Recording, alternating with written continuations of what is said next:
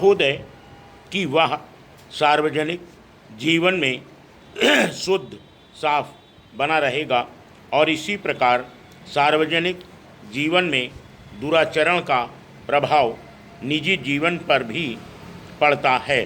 इसलिए दोनों एक दूसरे से निकट से संबंधित हैं और इसमें कोई संदेह नहीं कि राष्ट्रीय जीवन के स्तर को सुधारने के लिए कदम उठाए जाने चाहिए।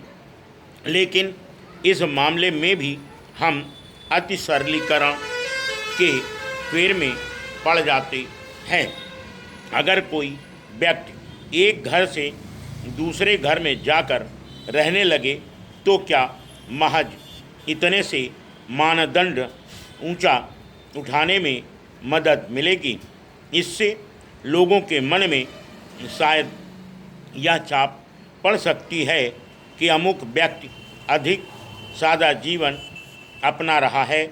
मैं ऐसे लोगों को जानती हूँ कि जिनका जीवन क्रम बहुत सादा है, लेकिन बैंकों में उनके बड़े बड़े खाते हैं। मैं यह नहीं निर्णय दे रही कि यह अच्छा है या बुरा। मैं कहना यह चाह रही हूँ कि हम एक ही बात को लेकर न बैठ जाएं। मानदंडों का संबंध बहुत व्यापक बातों से है। हमारे देश में सादगी और सरलता अवश्य होनी चाहिए। मैं निजी तौर पर न केवल कर्तव्य भाव से बल्कि शैली के नाते भी सादगी को पसंद करती हूँ। जो चीज़ सादगीपूर्ण है वह कहीं ज़्यादा प्रभावी होती है और अधिकांश विश्व बहुत हद तक इस विचार को अपनाता जा रहा है। लेकिन हमारी कुछ शब्दावली वास्तविक सादगी की परिचालक नहीं है। उदाहरण प्रस्तुत करने की दिशा में सरकार की जिम्मेवारी कहीं ज़्यादा है, लेकिन दूसरों की भी का भी दायित्व होता है। विपक्ष की भी कोई जिम्मेवारी है।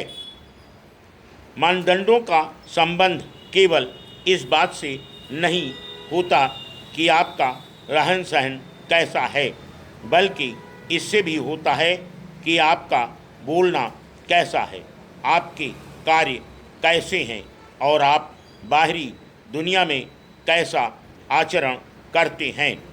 कुछ विपक्षी दलों ने सोच विचार के बाद यह निर्णय लिया है कि मेरी सभी सभाओं में गड़बड़ी पैदा की जाए। लेकिन क्या यह लोकतंत्री तरीका है? क्या इससे आप जनता को सार्वजनिक जीवन के ऊंचे मानदंड सिखाएंगे? मैंने देखा है कि कोई भी इस दृष्टिकोण की आलोचना नहीं कर रहा है।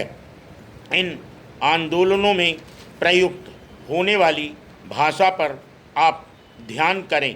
क्या माननीय सदस्यों ने यह जानने की कोशिश की है कि क्या कुछ कहा जा रहा है? मुझे आशा है कि आप सभी पक्षों पर विचार करेंगे।